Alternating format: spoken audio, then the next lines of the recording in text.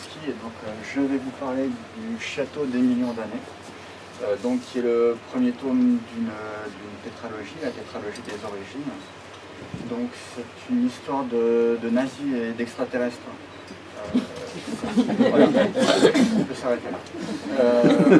Donc des nazis et des extraterrestres. En 1939 en Irak, une expédition archéologique dirigée donc par des scientifiques, pseudo-scientifiques SS, va faire une découverte donc en Irak, dans les montagnes du Kurdistan irakien, découverte qui va leur permettre d'espérer pouvoir gagner la guerre qui se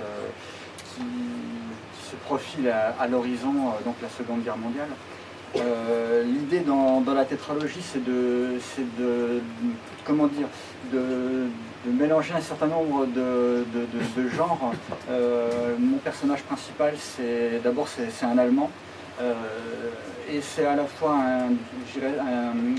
un espion à la façon de James Bond, et puis aussi un peu un aventurier type Indiana Jones, puisqu'on est avec des archéologues et on est donc dans des ruines antiques, au moins pour le commencement de l'histoire.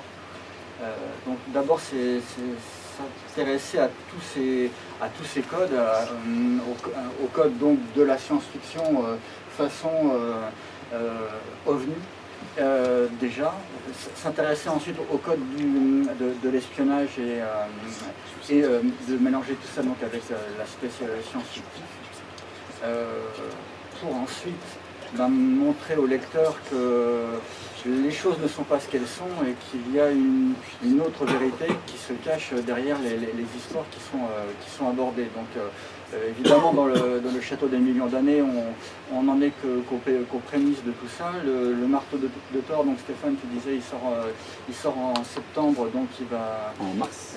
Le Château des millions d'années vient de paraître au mois de septembre et le marteau de Thor sort en mars. En mars, oui, voilà. Donc le marteau de Thor, lui, l'aventure continuera, mais cette fois-ci donc en Angleterre. Voilà.